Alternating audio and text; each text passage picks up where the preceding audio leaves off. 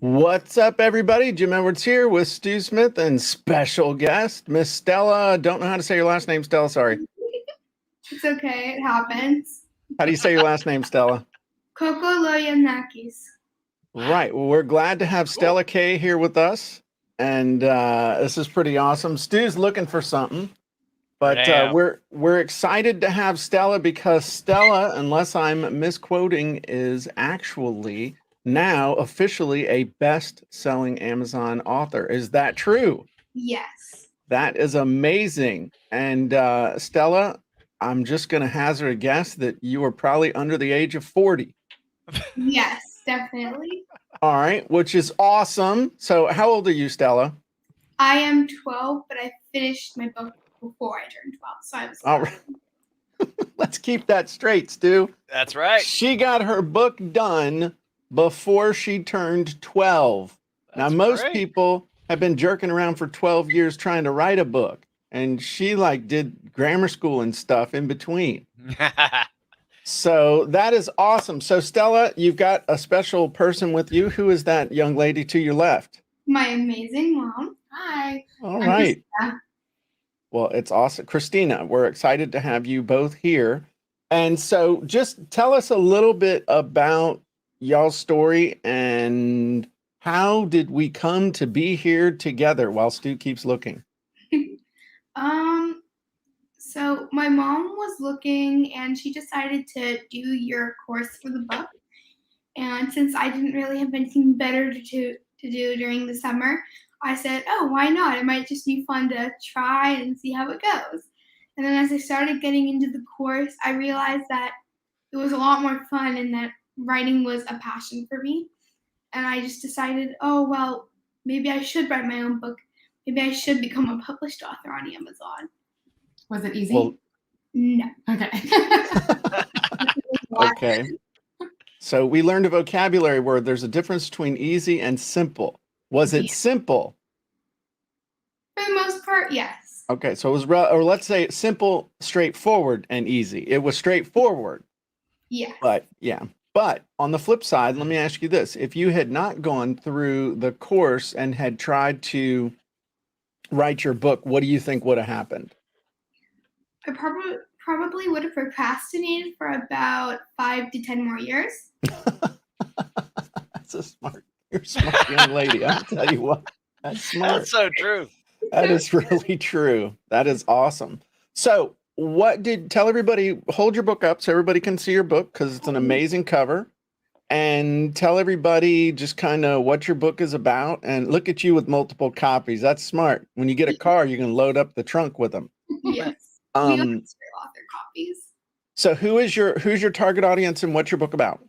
So my target audience is any teenage girl from the ages of about 10 to, I want to say 16. And it's just kind of about embracing yourself and not just feeling like you need to fit into all those little cliques at school. You just kind of got to be yourself and just go with the flow. Now, why is it important to be yourself, you think? So it's really important because sometimes when you try to fit in with little cliques at school or at parties or wherever, you kind of just lose that feeling of, hey, look, it's me. Instead, you might try to be a popular girl or a mean girl or something like that. I know I've definitely tried to do it many times before, and I found out just being myself was a ton easier. So it's so wrong to try and fit in with everybody else. If they're not letting you into a clique, don't be in a clique. Just don't ever start a clique. Just create a group of people you want to hang out with. Awesome. Do you also deal with bullying in this as well? Yes. So when I was in 3rd grade, I was bullied like crazy because I was heavy. I'm not like a tiny little petite girl. So I was always bullied because they were insecure about how they felt of themselves. I didn't realize it until I started writing the book, and I just was thinking, if only I knew what I knew now, because otherwise, well, I probably wouldn't be here. I wouldn't be talking to you guys. I wouldn't have a published book. I wouldn't be best friends with my mom or any of that. That's awesome. That first thing you said, though, I can tell you, you're gonna carry that with you the rest of your life. Yes. Because that is definitely something to live by forever. So that's amazing. That is amazing. Another thing you said earlier is you didn't have anything better to do. Right. That's when some of my best books come out. When I don't have anything better to do, I just let me write a book. But for me, it was like I already wanted to write a book. I had like a fiction book started, but it was like really, really slow going. So I just decided to do a nonfiction because it'd be easier since I actually know what I want to happen because it's happened before. What would be the best advice you would give to somebody about dealing with a bully? Mine would be punch him in the face, but Stu says I can't say stuff like that on the show. So I've done that at science camp in 5th grade. That was not fun. I was the only girl there who has ever gotten in a fight, so not fun firsthand. This is why children should not take any advice from me whatsoever. It's good to take business advice, but no interpersonal advice. Stu would tell you that's not de-escalate. Yes. And all that other stuff. I will say I did not de-escalate in my bully situation. I didn't either. Well. But it was life-changing. It was really life-changing, those moments of when you're no longer the victim. Right. It is life-changing. They move on to somebody else. So, Stella, is school started? Are you homeschooled or do you go to regular school? I go to regular school. I go to private school. You got okay. So let me ask you, does anybody at school know that you published a book? Have you shared it or anything? Just about everybody, and a few of my friends have bought copies. Nice. Did they want them autographed? Some of them did, but they didn't have time to come to me and get it autographed because we have 4 classes a day and 5-minute breaks. She just had a big fan come over last night and get his copy autographed because he was so excited. And we've had people actually email us and request, can you please send us autographed copies because they live across the country and they want a copy. So cool. Now, do you have any plans for additional books or a coaching program? Tell me about your value ladder, Stella. What are we doing to build something out of this book? Okay, so after the podcast today, I'm actually planning to see if I can get my audiobook done. Okay. I've been procrastinating on that for so long. I'm just like, I need to get it done. People are waiting. Okay.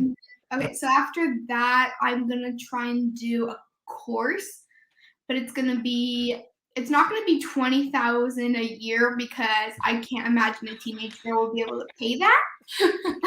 I know I can't. You can see what her mom pays for. That's right. I'm thinking maybe $50 to $100 a month. I haven't decided on the final price. Can I make a couple of suggestions? Give you a little coaching session here. Absolutely. All right. Understand that your mom loves you more than she loves herself, and most moms love their daughters and dads too. Dad, I mean, you want to talk about daddy bear. When my girls were little, man, I was helicopter lawnmower parent with an M60 machine gun. I mean, it was. So what you got to understand is if you're helping young ladies with an issue that's a big deal, and it's something that their parents are sitting there and feeling helpless in watching the girl struggle and stuff, mom and dad will stroke money to solve the problem for the kids. So don't undervalue the result. You're not selling based on a price. You're selling based on a result. If you can help a young person to have high self-esteem and to have a wonderful self-image and to solve the issues that plague people's teenage years, parents will move heaven and earth to pay for it. So you're paying for a result. Now that doesn't mean oh man, Jim said I could make enough money for a Lambo off of this stuff, but don't undercharge your worth. The other thing is I was putting off doing my audiobook for my copywriting secrets. I don't know if you guys got the audio version or not, when you got Copywriting Secrets. I should have gotten it. I passed on it and then I regret it. She doesn't read books. She doesn't read books at all. I only listen to audio. I have to go back and buy it. Mom, gosh. So what we did, I knew I had to get it done. And one of the things you can do to get your audiobook done is to make yourself responsible in 2 ways. 1, make yourself responsible by setting a date that's going to be done by. Number 2, find somebody that you really, really, really respect and you value their opinion of you and you hold them in high esteem and say, hey, look, I'd like you to help me make my audiobook. I'm going to read the book. And then I would like for you at the end of each chapter to ask me questions. And then what that does is it creates an enhanced audiobook experience. That's what we did to do mine. I said to Stu, hey man, can I read you the book? And he's like, yeah, because I don't want to read the book, but I'll listen to it. So we jumped on, that's what he said. So we jumped on Zoom and I think we did 4 sessions, Stu? 3 or 4 sessions. Yeah. I read the book and then at the end of each chapter, Stu asked me questions about the chapter, which drew out even more information from me. And people have said that they really, really, really, really enjoy that. And Christine, since you passed, but since you and Stella are star pupils, reach out to Nancy and tell her I said that you can get the audiobook at no charge. You're excited. I am. So, that's another thing you can do is pick somebody. Maybe you could even pick a group of girls or a couple of your friends and say, okay, I'm going to read the book. And then you guys can ask me questions or we can have a discussion about that chapter at the end of each chapter. And that might create a really cool dynamic with talking with your friends. The other thing I would tell you is when I read the book, it wasn't perfect and we did it on one pass. So when I messed up here and there, it was like, I didn't even edit it. I mean, now I'm not saying read it like you've got, kindergarten reading level, but what I'm saying is that if you mess up a word or something, just keep going. That's what adds character to it, right? That's how they know, oh, hey, look, she read it. She didn't hire some fancy schmancy professional to go and read it for her. She did it herself. Exactly. And the one thing is that if you really screw it up, then you might want to start over. We did that once. And I think I don't know, Stu distracted me or something, but I'm just kidding. But the thing is, that's what I would suggest you do. And, pick a date and do it. And maybe that'll give you kind of a feel for how you could also envision doing a course. And give you some ideas, the questions that girls ask you about the different topics and chapters that maybe you didn't cover or they want to know more information about. That'll help you to flesh out the course. So. Yeah. And I was also thinking of doing like a book for the parents of the teenage girls, like on how instead of saying, oh, you just need to suck it up or something like that, help them say, okay, how can I help my little girl to be able to just cope? Okay. I like that. That's pretty cool. Like an instruction manual for your teenage daughter.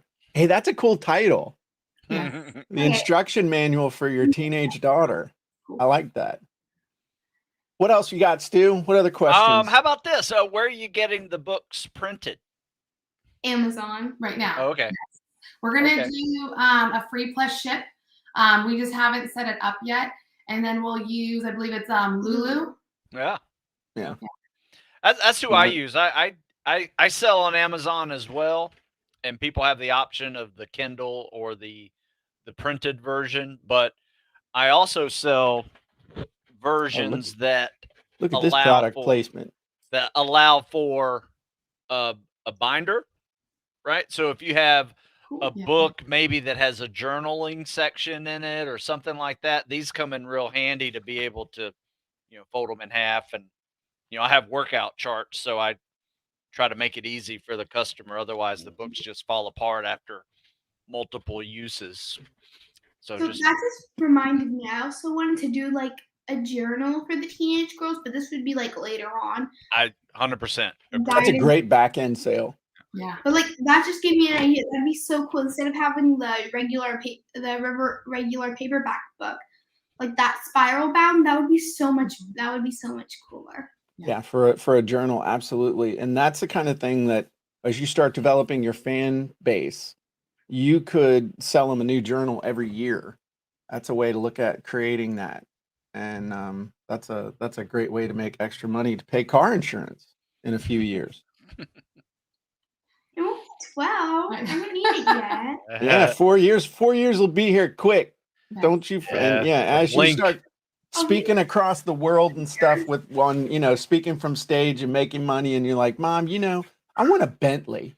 Bentley. I heard that one. Okay, so she can drive you around. Yeah, but at some point you're going to want to have your own. I do have a question for Mom. Porsche. Hey, yeah, there you go. I like that. Hey, I do have a question for Mom. I also wrote a book with my daughter when she was about your daughter's age. And it was just a picture book that she liked to draw at the time. And it was about our beagles. It was really kind of cute. And I wanted to show it. I just cannot find it. It's probably upstairs in a treasure chest or something. But anyway, so how was it for you as a mom doing this project with your daughter? I think it was really good because Stella did the book a little differently, right? So we did interviews, and then she wasn't happy with it. She said, well, I don't feel like the style. So I said, okay, let's sit down. You don't feel it what? She didn't feel like the style was her style. Okay. She just didn't like the way it was coming out. And so then I said, okay, let's sit down as mom and daughter. Let's record just talking about when you were born, because she was born as a preemie. I struggled to keep her in. She came at 30 weeks. So I said, let's talk about your story. Let's talk about how life, kind of happened for you over so many years. Let's just have that conversation. And we recorded it. We had it transcribed. And then she still said, I still don't like that. And I said, well, what do you want to do? And she goes, I want to sit down and write my story. And I said, okay, let's actually sit down and write your story. And I used the transcription for ideas on what I wanted. Yeah. Okay. And so she actually sat there and she wrote the whole thing 100% herself.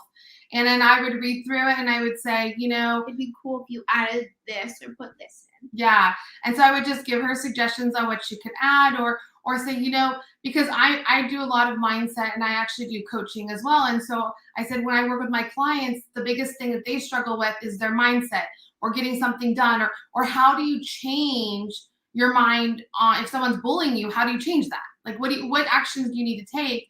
Instead of just saying I was being bullied, then give them tips on what they can do to help themselves, right? You don't want to just say I'm having a problem. It's how do you fix it? So I just kept giving her tidbits on that. Yeah. I think the hardest thing was the procrastination. As you both probably know, when it's really hard. I have a tendency to procrastinate, even on homework. I don't even do any of my math. It's easy to just pass and say, I don't want to do it. And the process itself is very simple, and I love that. It was more of her just getting the information on the paper. Right. That was the hardest part for her. Yeah. Once that was done, getting the cover of the book, the funny thing is we started completely different. Like it didn't even start like this. It was like, I think Jim, you saw it in the Facebook group. It was like a weird square thing. And I'm like, with like paint strokes and glitter. No. And then it morphed into something. And then through Jim, your group, people were saying you should have something that really represents your target. Girl. We found this picture. The person we used said, no, let's use this picture. And she created this and it just came out. I did like a little thing on Google Slides. I just tried to put some images together. So it morphed. So it came out to this. And so that was fantastic. And then once she really saw the cover and was like, this is what I like. Yeah. And then the story just poured out. So it was really cool. And that's, it's interesting because there's a lot to unpack there real quick. But one of the things, that's why we tell everybody, get your cover nailed up front. Because when you get the cover done up front, it turns a switch inside your brain like, wow, that's a book cover and that's mine. I'm really doing this. And did you feel that? It sounds like that's kind of what you felt. Once you saw the cover and it was the cover, you're like, man, we're really doing this. Yes.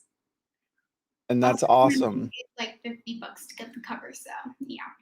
Well, there you go. Well, thanks, Mom. We appreciate we'll get you reimbursed. Those book sales that come in. And then the other thing is that you were really smart as far as how you said, you know what, I don't like this. I don't like how this doesn't sound like me. And, the original 7-day ebook model was sit down and write it. was sit down. It was 3 days of intense writing, and then a day of editing, and then getting other people to look at it and stuff. And that was like 3 full days of writing. So for some people, the interview thing is great. For other people, using stuff they've already done. For other people, I got to sit down and I got to have an outline and I got to do it.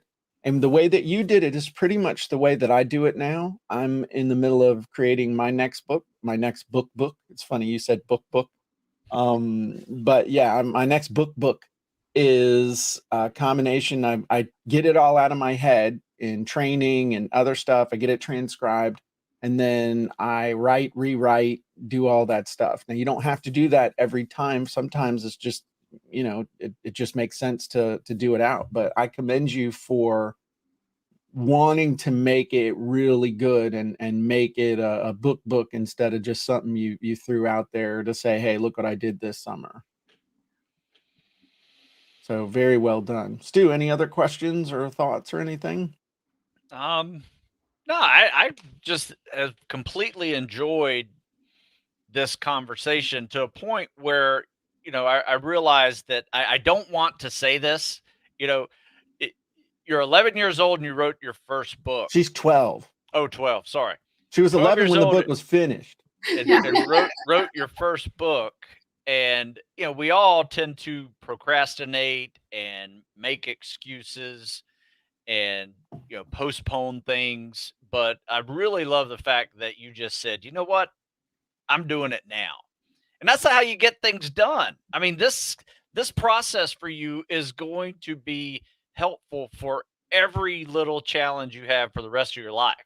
Right. You just start doing it. And I think you are a great model for, not only for girls your age, but also for people who want to write their first book as well. Absolutely. Yeah. Absolutely. And that just to expand on one thing Stu said there is that as you're going through life, you're going to have challenges. You're going to have things that pop up that are going to be those moments of decision where you have to decide, am I going to suck it up and drive on, or am I going to be like most people and just coast? And this is forever going to be a touchstone that you can go back to and say, you know what? When I was 11, I did something that most grown-ups talk about, dream about, wish about, and never do. And so when things get hard, you can always look back and say, you know what? I've done hard stuff. I've done difficult stuff. I've bore down, and gotten something significant done. And really anchor that in your heart and use it as something to help you moving forward for the rest of your life. And on the flip side, don't let this be the pinnacle. Remember those kids in high school, Mom, Stu, where you were like, man, these kids are peaking. This is going to be this is the highlight of their entire life is happening in high school. And then the rest they're trying to make up for it. They're trying to relive those days. And there are some of us that, you still haven't peaked. And I would just encourage you, Stella, just never peak. Just see this as the beginning of just great things in your life and what you're going to accomplish. And I expect big things from you. In English 7 honors terms, basically this is the exposition. You don't want there to be a climax and falling action. And that's right. Absolutely. You are going to be the ever-growing protagonist of your own story. But, well, I will tell you this. You have done something that is very hard to do. Mm-hmm. Right? And you made it, you completed it, and you made it look easy. Right? I mean, I know it wasn't, and it never is, but you make it look easy. And to be able to take something that is hard to do and then bring your attitude around and say, oh, this is easy. I just need to get started. Right? That's it. Right? I mean, that is going to be so powerful for you. I'm excited to see what's next for you. Absolutely. So, go ahead, Christine. I was gonna say her next step we were talking about, because she really wants to help a lot of the teenage girls, and there's so many, even at her school, where they feel like they have to act a certain way or be a certain way. So sad. One of my 6th grade friends, she changed so much. Now she's just, I don't know the word for it, but now she's just like really rude and all that. She was the sweetest person in the world in 6th grade, and I don't know what happened. Yeah. So a lot of the teenage girls at this age, they go through struggles, right? And I remember when I was little, I wanted to write a book. I wanted to do a lot of things. My parents didn't have money. Life was different back then, right? It was harder to do. And I told Stella, you have to have encouragement to do whatever it is that you want to do in life, right? You have to go for it because you have one life. But she really wants to help more teens. So our goal, she wants to do it right away, but I was like, let's ramp up to it. She wants to go ahead and create a community and start doing live events, like a weekend where we. And then after COVID, I want to do like those huge hotel events where it's a 2-day thing. Yeah. That's what I'm talking about. That's awesome. Giant party. She wants to have speakers. Well, the big thing is we were talking about this. She wants to have speakers. I'm gonna have you there. Yes, she wants to have you there. But she wants to have speakers to help teach the teenage girls different things, to help with mindset, but also to help teach them and say, you can start a business. You can create something. You don't have to wait till you're 20, 30, 40 years old. So that's really her big goal, is if she can just change the life of one teenage girl at a time, then she's changing the world. Perfect. Well, let me do you one better. So if the world will unmess itself, we are doing the gym boat is scheduled for November 2022. If you can get on the boat, I'll have you speak. You can come and speak. And I won't charge you for the tickets or anything. You just have to pay for your cruise. So you got a year to make the money, but you can come and speak on the gym boat. I don't know how many teenage girls I'll have there for your audience, but I'll give you an audience, and you can speak and talk about your experiences and just whatever. I'll give you a slot. If you and mom and the rest of the fam can make it to the boat, you can, I'll give you that opportunity if you'd like. So, and I would be honored to come speak on your stage. You can't tell, she's like screaming on the inside. Okay. But and that's sincerely meant. So the dates for the gym boat, I think the 16th through the 23rd of next November. It's in that time frame. We're going to start once all the COVID stuff, cruise ships and everything.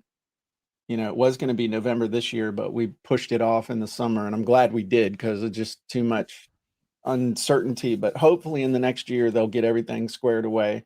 But you'll come and we'll put you on stage, and you can share your message and get some stage time practice, and who knows, maybe you'll get some coaching clients there. So I think that would be amazing. Yeah, that's awesome. Thank you.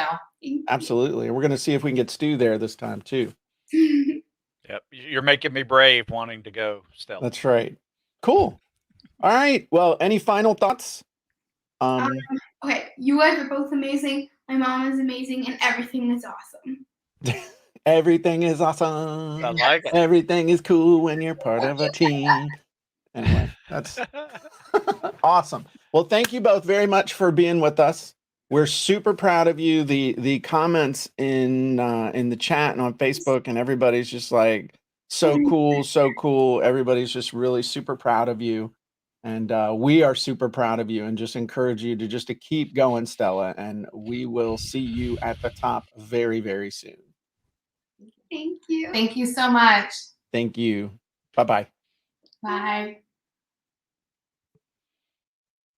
All right. Hey, that was pretty cool, man. That was so fun. I gotta get Eli and Johnny squared away like that. Eli's writing some copy though. I gotta give him that. He's running for treasurer, and he used some copywriting skills to do his to do his wanted poster, his campaign poster rather, his wanted poster.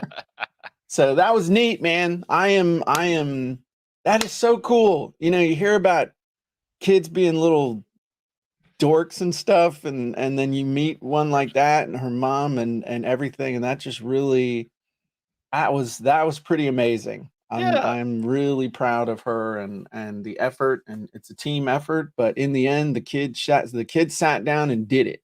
Yeah. You know, Yeah. so That's all of gonna you. set her up for Oh, absolutely. set her up for everything. Yeah. So let's get real here for a second. Those of you who are adults who have not gotten your book done and are using all sorts of excuses and reasons and all kinds of stuff as to why it's not done yet, I'm just going to say a 11-year-old did it. An 11-year-old during the summer! Come on! Quit screwing around. Get it done! Got it? Got it? Got it? Don't make me come back here. All right. So Mr. Pickles had his little today. And, Yeah. little motivational moment with Mr. Pickles. All right. So what do you want to do? You want to do Jim and Stu show? You want to do the podcast? What do you want to do? What do you want to do? Well, I think let's keep it a little more informal. We'll save the podcast for next week. Okay. And let's do the Jim and Stu show because I'm really excited to hear about what you did this last week.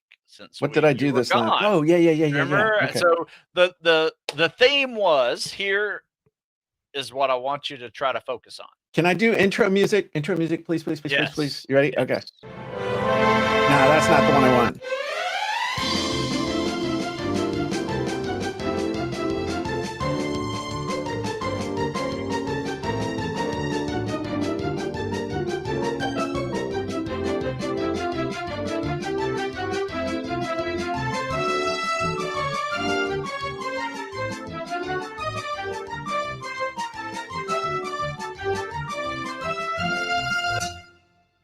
Sweet!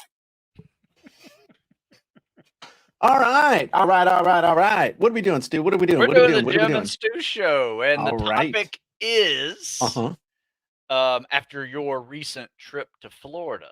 Let's talk about what you think the next big thing is going to be in business, marketing, sales. Maybe some cool things that you saw discussed at the conference, maybe some new software programming or things that make, create an easy button. What did you see that really was like, damn, I need to do that? Okay, couple things. For those of you who don't know, I was at Funnel Hacking Live, actually spoke there, did a breakout session, did as a workshop, which was really cool, had handout, answer questions. I got to tell you, it was super, super cool to see the folks, just being around people. I kept saying over and over, I said, it's like Zoom, only in person. And I go up and poke somebody like friends, thumbs up, and stop poking me. I'm trying to make the little heart thing appear over your face. They just stop it. It was strange because I thought I'd be nervous about being in front of people, but we've done so many freaking Zooms and so many presentations and other stuff that I was just excited. I was excited to see people and to get reactions. Doing the workshop, doing the interactivity, that went over really, really well with, the vast majority of the people. Had one guy come up to, is this what we're doing? And he had the hand out, is this what we're doing? I said, yeah, I hope so. I made the hand out and they printed up 1,000 of them. I already know this. I said, oh, okay, well, I'm going to talk about some other stuff too. It's probably worth your while. Oh, okay. That was the only Eeyore that I met. And he was still nice, but so it was really cool to be back with the people. I saw we talked about this too.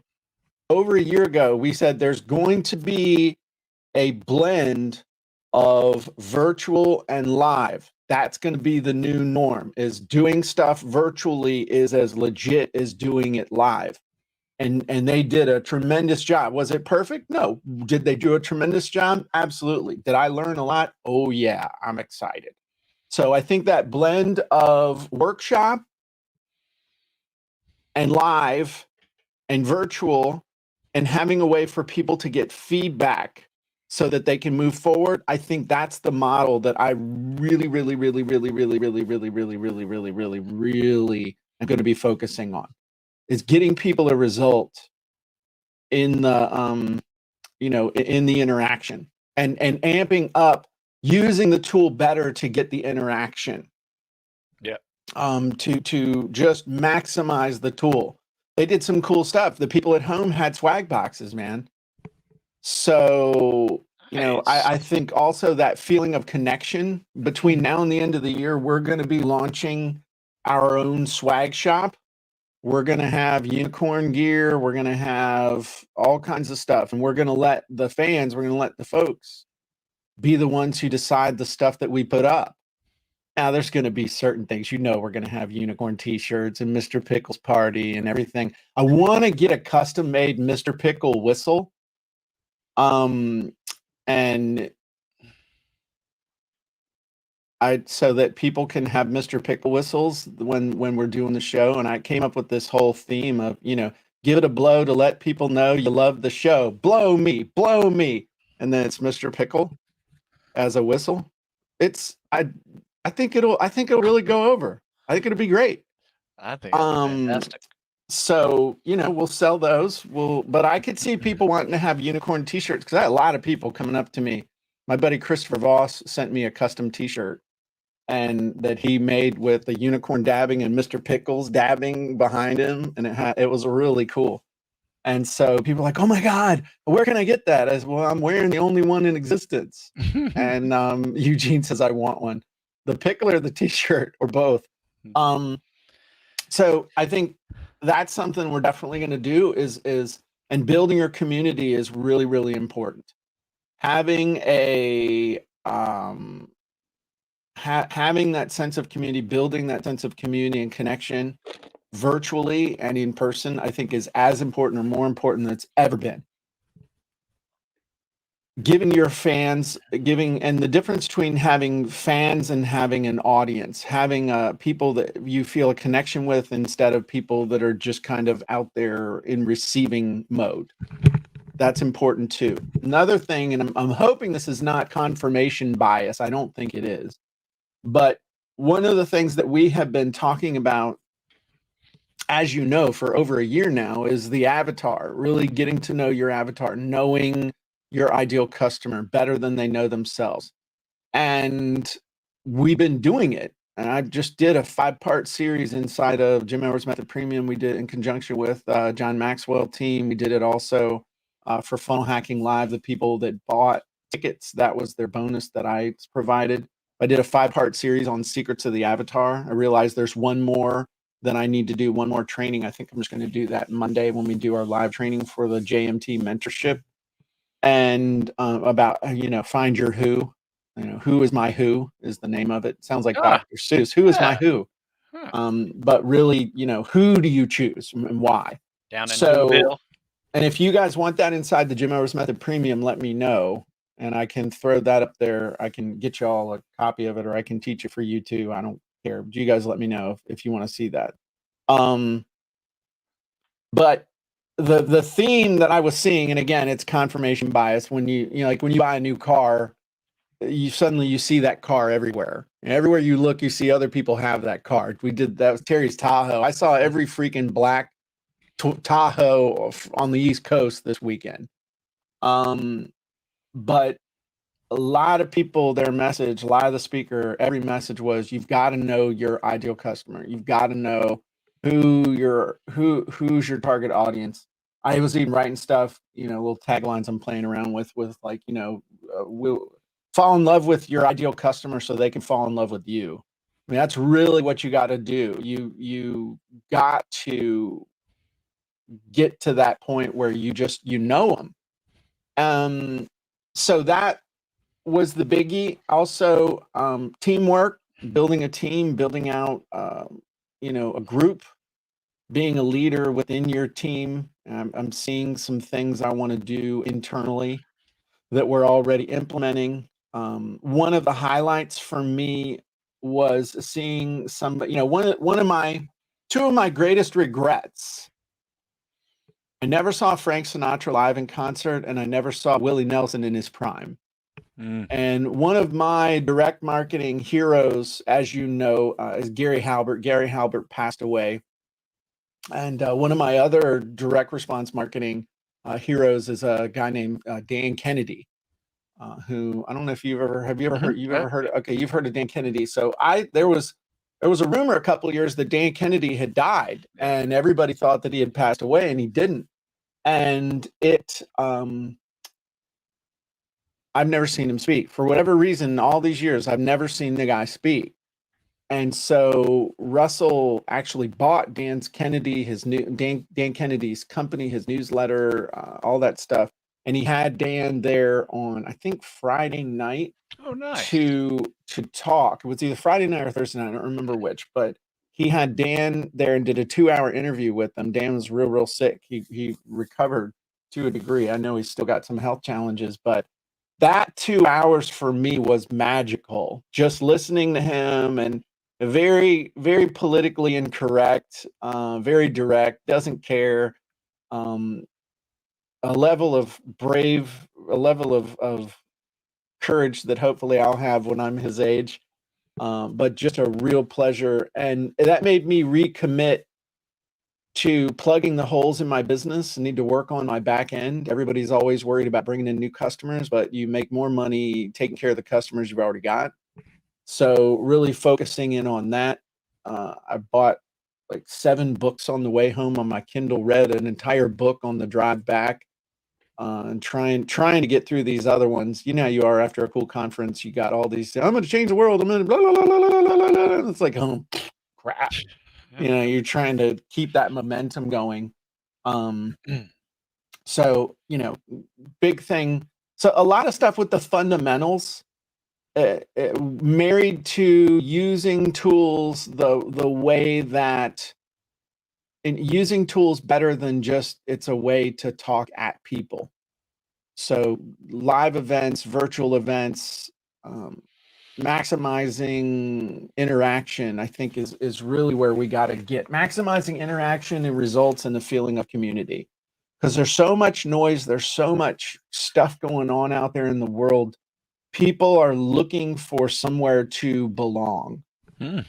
So one of the other things, and I got this idea from Tony Robbins, and I was thinking about it, and then so I've been having all these ideas and all these things going through my head that you have, you know, that you think about, but you don't act on, but you think about, and it's like tugging at you. I really need to do this. I really need to do this. I really need to do this. And then all of a sudden somebody comes along and is like, hey, if you're not doing this, you're stupid. And it's like, well, crap, I need to do this. And one of the things that I've been wanting to do is put together what I've, in my mind, have called a customer council, where, you know, Tony Robbins said, you know, you need to get together with a small group of your customers every week for about an hour to work on your business instead of in your business, because they'll give you the ideas you'll never think of. And I said, yeah, and this is something I've been thinking about doing for forever. So I picked out a small group of people that I've known for forever who will tell me honestly what they think, and have asked them to be in my little customer council between now and the end of the year, just to see where it is. I just took action. I just did it. That was the other big thing. Take action. Just freaking take action. Take action. Imperfect action always beats perfect action later. Because later never comes. And sometimes just getting it done, or to the best of your ability in the moment, is all you need to keep the momentum to get better and better and better and better. So even though I wasn't doing perfect workouts, I was getting workouts in. I was, you know, with just balancing everything. So anyway, that's kind of where I was, and it was awesome to see so many people were coming up to me and saying, you know, copywriting secrets changed my life. And I got to walk across the stage, and the, you know, the bottom one right there is for copywriting secrets, but I got it in the mail, but I didn't get to walk across the stage and, you know, receive it. So I got to do that. And I was standing in line with people, and a bunch of them were telling me, you know, hey, your copywriting secrets helped me so much. To, you know, I'm walking across this stage because your book helped me write my copy. It was really humbling. I had another lady stop me in the hallway and tell me, you know, you're changing my life and my son's life. All my son wanted for his birthday was funnel scripts. And I said, wow, how old's your son? She said 15. Wow. He wanted funnel scripts at 15 so he could write copy. Awesome. And I believe, you know, sometimes people come up and tell you stuff because they're just like, hey, I want to, you know, meet the little micro celebrity in the niche. But I mean, she meant it. There were a lot of people there that were just excited to be a part of a movement and making stuff happen. But if I had to answer your question that started this whole little verbal tsunami, as far as technology, what kind of tool? Use the tools you've got, but use them to the best of your ability to create a connection with people instead of treating it just like it's a broadcast TV station. Figure out how to interact with people in the comments, interact with handouts, interact. It's not easy, but it's worth it. And then the second biggest thing is to just know your customer and fall in love with your customer. Don't be afraid to talk to your customer. Don't, you know, develop a relationship with your customer, your ideal customer, and that'll guide and grow your business. So I think that's, you know, those are the big things. Plus the swag shop. You know, I think the swag shop's going to be a neat little thing, and we'll look back on in a year and be like, I wish we'd done that sooner. That's a great place to be, though. Wish I'd have done that sooner. Yeah, but yeah, I agree. I think your swag is a no-brainer. I think virtual and actual is a no-brainer.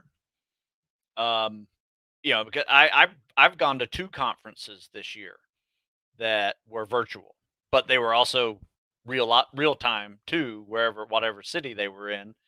And you know, my kids have an option with some classes to go stay in the room on Zoom, or you know, be there live, you know, to take the classes. You know, they're in college now, but you know, it is the way it is. Yeah, it is the way it is now. I mean, that if you can do both and you utilize both. I mean, I was able to ask questions at these conferences and give kudos to the speakers. That's something I really like to do. Remember, you had a podcast or a recommendation a while back ago, to just say something nice to a writer or to a speaker or somebody like that. So it was right after that I was at this conference and I found like 5 or 6 guys that I watched their presentations, and I just made that comment of, man, that was really good. And because of it, I've had a couple on a podcast of mine too. And well, you know, it's funny though, sharing other details about your attractive character, about who you are. 2 interesting things happened that I wanted to tell you about. One, I was standing up there, and you know, it's funny how we changed in the last couple of years. We're not, in a lot of respects, we're not as scared of people, because when you're talking to a Zoom group, it's like I can see everybody and it's like nobody's biting. So when I was in front of the room, it's like I can see everybody. I'm not intimidated by the crowd, whereas before it'd be like you know, that kind of thing. And these 3 young Turks walk in, 4 of them, you know, young, early 20s ish. And one of them, you know how those guys, you know how young guys are. So guy comes in, he's like, hey Jim, yeah, you still working out with that Navy SEAL? I was like, yeah. Oh, okay. It's like, what? And so then during the presentation, we were doing interactive stuff. And you know, when you're ask somebody, I mean, you know, tell me what you got. So my buddy Dexter's running around with the microphone. Yeah, hey, Dex. And this kid tells me something. I said, well, okay, well, you know, what if you tried this? And he says, that's kind of cringy. And I was like, what'd you say? And he said, it's cringy. I said, I've never heard that word before. Yeah, and then somebody said something, Nancy told me later, she said, or somebody said, and they were like, "Oh man, Jim's mad," and they said, "No, wait, he just found a new word. He's going to use that the rest of the presentation." So whenever anybody's, "Ooh, that's kind of cringy," but then this is where old man like stuff is starting to kick in, because maybe I'm not as in control of the voice inside my head as I am the voice that comes out of my mouth. Because in my mind, I would say, look at this young Turk and be like, "You want to fight?" And but apparently I said it. I was like, "You want to fight?" And he's like, and then the whole room's like, "Blah!" And I probably shouldn't have said that. So I made nice with him on something else. But and then it was funny. I was standing in a line, a food line at something, and somebody came up to me and he said, "Hey, are you still working out with Stu?" And I said, "Yeah." He sends me, I've got a workout now. I did this morning. Stu sends me workouts. Yeah, my brother and I used to do Stu's workouts and stuff. He's in the Navy. I said, "Oh, cool. Did he go into Buzz?" Well, and then I got the whole story of, well, no, but in this, and those workouts are really hard. I said, "Yeah, they're really hard." So like Stu, I run hot and cold. Sometimes I'm doing the exact same workouts that the guys that are going to Buds do, and other times Stu has to kind of like step me down, and then I'm doing okay. And Stu's like, "Oh, okay, you want something hard?" And he gives me that, and then I beat the crap out of myself for 2 or 3 weeks. But every once in a while I periscope up and do what they do. And I said, "So what did he?" He said he could qualify for Buds. I said, "Oh, did he go EOD or something like that?" Nah, he's like a technician or something on the thing. I said, "Hey man, that's still really cool. I thank your brother for his service, and I think that's great. I think that's amazing. And tell him thank you, because every one of those jobs is valuable that people do." But I'll be honest with you, that's the first time like I had multiple people comment on like what you and I do and our relationship and what you do and all that stuff, and it was really cool. It was just neat. It was like the whole universe type thing of what we do was there, not just the copywriting that people, I just thought it was neat. It was cool. Yeah, I've had the same thing in reverse. People asking me about sales copy and content marketing, and thanks for introducing me to Jim. Because people from my audience have seen some of these podcasts as well. So and I think it's a great unique blend. Yeah, and it's a great lesson in consistency, because I think this is like the 135th show we've done or something. I mean, that's pretty cool. I mean, I'm not looking for accolades or anything like that. I mean, yeah, a little applause or something like that would be kind of cool. But I mean, and we're giving you that value consistently week after week after week for years. But all that aside, I think that comes from the consistency. And what I also learned, and this is another thing that goes along with that consistency and showing up and always delivering and doing, as much value as you can, you would be surprised how many people, I may not say this the right way. Tons of people came up to me and said, "Hey, who's taking care of the chickens? Hey, love the doc thing. Hey, love what you do with Jim. Hey, love Mr. Pickles. Hey, love what you do with Dean. Hey, love when you're doing Funnel Fridays." All these different things where you're putting yourself out. And sometimes you look at the numbers and you think, "Oh man, like right now we got, I don't know, plus or minus 20 people coming and going." But people are watching, people are paying attention. They're as much paying attention to the fact that you're doing it consistently as they are to the content. So they may not be watching the content, but they see that you're always there, that you're always doing it, that you're constantly showing up, and they know that you're a dependable person.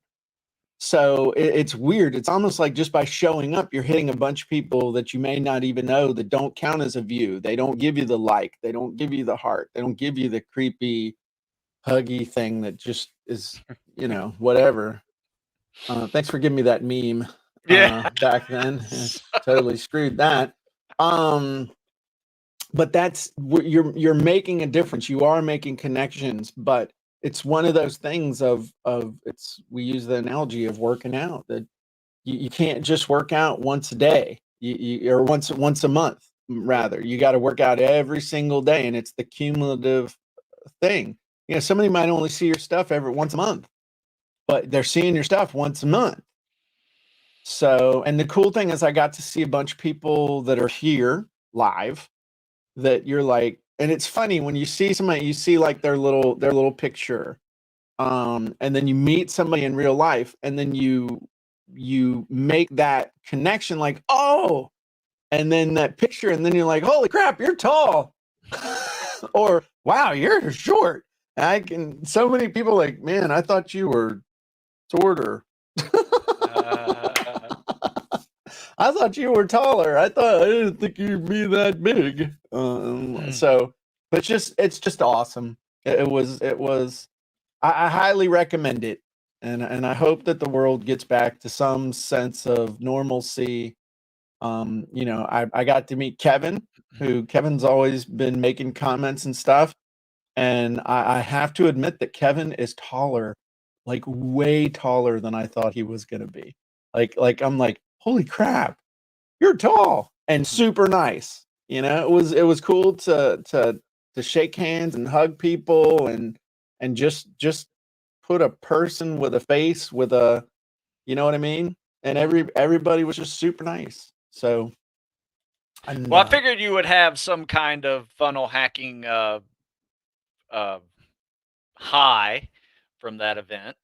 Yeah. And so I always like to hear about the things that you picked up while you're going to those things, because sometimes all it takes is just see how a guy does a certain thing, and you're like, oh, I got to do that. And one of the moments for Terry and for the team was Kaylin Pullen, Lady Boss. They're doing 7 figures in swag. And because their audience just is crazy in love with them. But, they're ordering 3,000 of this from China in a container or something. But we were able to ask her who she was using when she first started out. She's like, 4 imprint, use them to get started. That's exactly what we did. Just use them. And what so is that's that? the kind of thing. 4 imprint, the number 4 imprint, is who they use to get who they used to get rolling. Got it. And that's the kind of thing that somebody will tell you, just like boom, and you're like, okay, I'm just gonna trust them because I know that they're just killing it. So yeah, I mean, there were other moments and stuff like that. Sometimes though, sometimes it's not the new thing, it's the hearing the thing you should do, having somebody say boom. And I did have one little quick fanboy moment. Back in 1997, 1998. You remember Peter Lowe? You remember the Peter Lowe events, those big stadium events that would come through, and they had all the speakers like Norman Schwarzkopf and all these others. So my buddy Dexter and I went to one of those, 97, 98, and we were up in the nosebleeds, dude. I mean the nosebleed seats.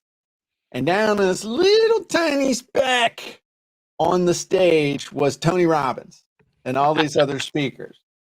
And, I remember the big thing they have you do is like tell somebody that you don't even know your big goal, and say it with all this stuff. And the goal that I had was not even a good month now, but back then it was a big deal. But I remember hearing that there were these people who had paid these tremendous sums of money to be able to sit there with Tony Robbins and be able to just be down real close to where he was and what he was doing and stuff. And so part of Funnel Hacking Live was at